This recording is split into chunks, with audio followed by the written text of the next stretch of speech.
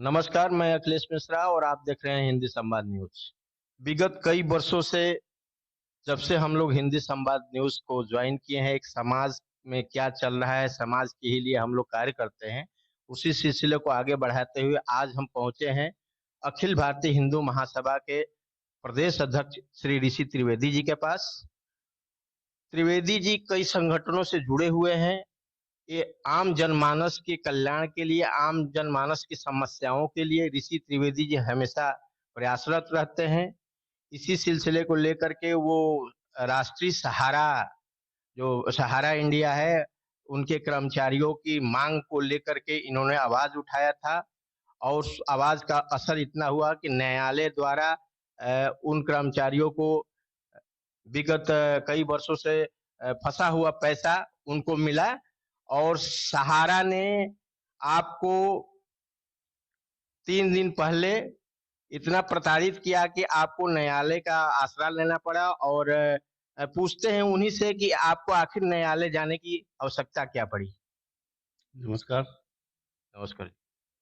ऐसा था कि इधर हम 2014 से सहारा के बकाया वेतन की जो मांग थी उसको लेकर के संघर्ष कर रहे थे, क्योंकि हम खुद 18 साल सहारा इंडिया के कर्मचारी रहे हैं।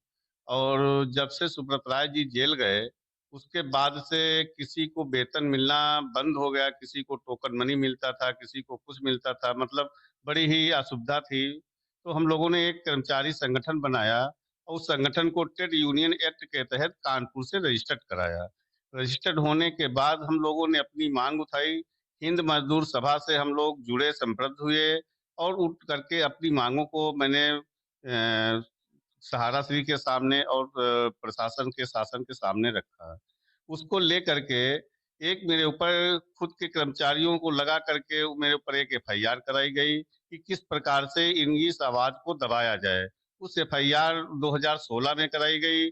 उस दौरान उन्होंने ये कराया कि कैसे हम इस संगठन को निरस्त करें। उनका मूल उद्देश्य था कि संगठन निरस्त हो, क्योंकि सहारा इंडिया और उनके अधिकारी कहते थे कि विश्व का विशालतम परिवार सहारा इंडिया परिवार, जिसमें कोई कर्मचारी संघ नहीं है, कोई यूनियन नहीं है, उस इतने बड़े प्लेटफॉर्म पे, इतने बड़े एम्प्लॉयर के सामने हमने यूनियन का गठन किया। तो उनको एक वैसे भी बड़ी शर्म की बात थी कि यूनियन का गठन हो गया। उसको लेकर के फिर हम लोगों ने लेबर कोर्ट में लगभग 200-250 कर्मचारियों की बकाया वेतन को रखा और वो टीपीडब्ल्यू पीडब्ल्यू वाद के तहत जो है लेबर कोर्ट में चला श्रम आयुक्त के सामने। और उस पे 5 करोड़ 65 लाख रुपए की रिकवरी हुई। उस आदेश को श्रम आयुक्त के आदेश को भी सहारा ने नहीं माना और पहुंच गए जाकर के हाई कोर्ट। हाई कोर्ट में उनसे पूरा पैसा जमा कराया गया और पूरा 5 करोड़ 65 लाख रुपया जितने कर्मचारियों का था उनको बटा, वो पूरा लाभ पाए। उसी के अभी भी हमारा श्रमायुक्त के यहाँ लगभग 250-300 कर्मचारियों का वाद लंबित है बकाया वेतन को लेकर के। और जो ट्रांसफर और टर्मिनेशन किया गया, यूनियन में लोग ज्वाइन किए उनका ट्रांसफर कर दिया गया, अन्य लोगों का किया गया, किसी का पोरबंदर, किसी का आसाम, किसी का उड़ीसा। आप ही बताइए कि जो कर्मचारी माली की नौकरी कर रहा है, ड्राइवर की नौकरी कर रहा है, कौन सी आईएएस पीसीएस की नौकरी करता है, जिसको आप जो है हजारों किलोमीटर दूर ट्रांसफर कर रहे हैं, उनको प्रताड़ित किया जा रहा है कि किसी तरह से वो नौकरी छोड़े और जो है सहारा प्रबंधन से कोई डिमांड भी न कर सके। इसलिए उनको निकाल दिया जा रहा है इस तरह से, गलत तरीके से ट्रांसफर करके उनको प्रताड़ित करके। उसको लेकर के फिर उसमें हमको जो है 29 तारीख को जेल भेजा गया, इसके लिए कि आपने फर्जी तरीके से, जबकि कोई फर्जी तरीका नहीं सिद्ध हुआ, कोई पेपर नहीं उनके पास, कोई डॉक्यूमेंट नहीं है। उसके बावजूद भी हम लोगों को, हमको और हमारे महामंत्री निर्भय सक्सेना को जेल भेजा गया, जो कि आज जो है मैं 4 तारीख को रिहा हुआ हूँ। सहारा इंडिया इतना बड़ा समूह है जैसा कि आप बता रहे हैं। आपने जब संगठन बनाया होगा, सोच विचार करके बनाया होगा, क्या कभी आपको डर लगा सहारा इंडिया से? डरने की बात नहीं थी, क्योंकि सहारा के कर्मचारी इतना मेरे साथ जुड़े थे, हजारों की तादाद में कर्मचारी हमारे साथ आज भी जुड़े हैं और लाखों की तादाद में कार्यकर्ता जुड़े हैं। मैंने जो जमा करता थे और जो इनके एजेंट कार्यकर्ता थे उनके लिए भी बहुत बड़ा संघर्ष किया है। और लगभग 2 साल पहले इको गार्डन में हमारा जो है कार्यक्रम था, उसमें जो है लगभग 10,000 कार्यकर्ता हमारा आया था और पूरे देश से आया था। इसलिए हमारे साथ इतने लोग हैं, जितने इतने लोगों की दुआएं हैं, मैं तो न्याय की लड़ाई लड़ रहा हूँ ना। सहारा श्री कहते हैं कि सत्य परेशान हो सकता लेकिन पराजित कदे कदापि नहीं। तो मैं उन्हीं को उनको दोहराता हूँ कि जो सत्य है वो परेशान हो सकता लेकिन पराजित कदापि नहीं। आज की स्थिति सहारा की ये है कि कहीं भी सारे उनकी लगभग ब्रांचें बंद हो रही हैं, कहीं भुगतान नहीं हो रहा है। जमाकर्ता कितने हजारों की तादाद में जमाकर्ता ने आत्महत्या तक की है, लेकिन सहारा के या शासन प्रशासन किसी भी स्टेट की सरकार के कान में आज तक जू नहीं देंगी। पता नहीं क्या दबाव है, किस कारण से कि सबके ऊपर कार्रवाइयां होती हैं लेकिन सहारा प्रबंधन के ऊपर कोई कार्रवाई नहीं हो रही है। किसी का भी चाहे चिटफंड कंपनी का भुगतान हो, चाहे आपके जो है ये सहारा की सोसाइटी का भुगतान हो या पैरा बैंकिंग का भुगतान हो, किसी भी कंपनी का भुगतान नहीं हो पा रहा है। और जबकि सेबी और सहारा के विवाद को लेकर के मात्र रियल एस्टेट और हाउसिंग दो कंपनियों पे बैन है। दो कंपनियों का विवाद सेबी से और सुप्रीम कोर्ट के बीच चल रहा है। बाकी इनकी जितनी भी कंपनियां हैं सब स्वतंत्र हैं और सब पैसा लेने का कार्य कर रही हैं लेकिन देने का कोई कार्य नहीं कर रहा। आपने अपने संगठन का निर्माण किया, उसके बाद से जो आपके संगठन से लोग जुड़े, उनमें से लगभग आप बता रहे हैं 200-250 लोगों का पेमेंट हुआ है, उनको पैसा मिला है।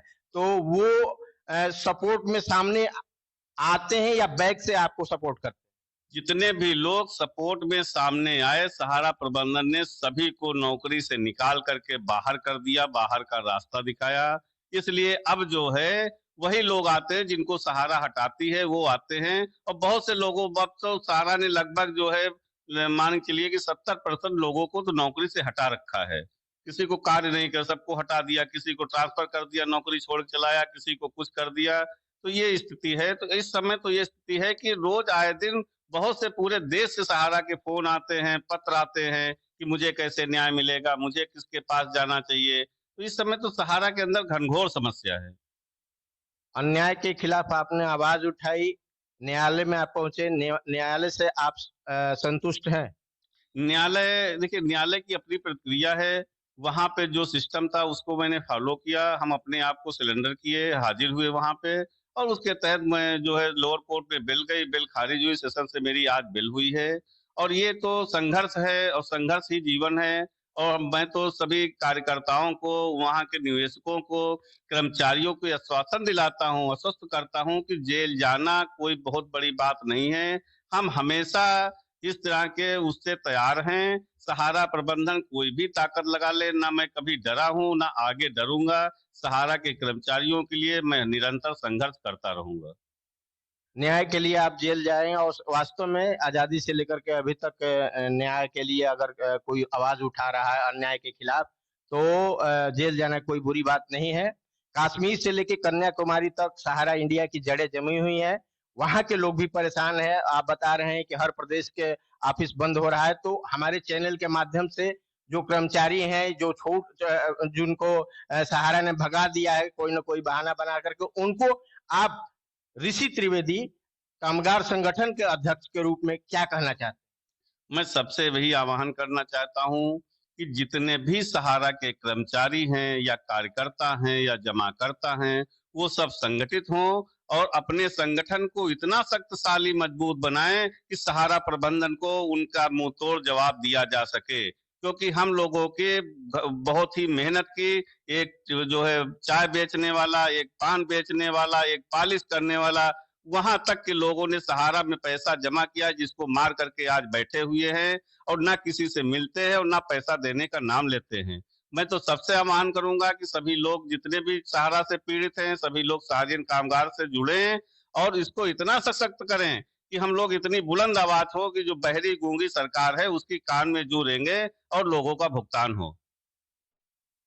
ऋषि जी, चूंकि आप अखिल भारतीय हिंदू महासभा के प्रदेश अध्यक्ष हैं और उत्तर प्रदेश जनसंख्या के मामले में लगभग 23 करोड़ से ऊपर है, और यहाँ की जनता की अगर पुकार अखिल भारतीय हिंदू महासभा के द्वारा अगर हो जाए तो पूरे विश्व में डंका बज सकता है।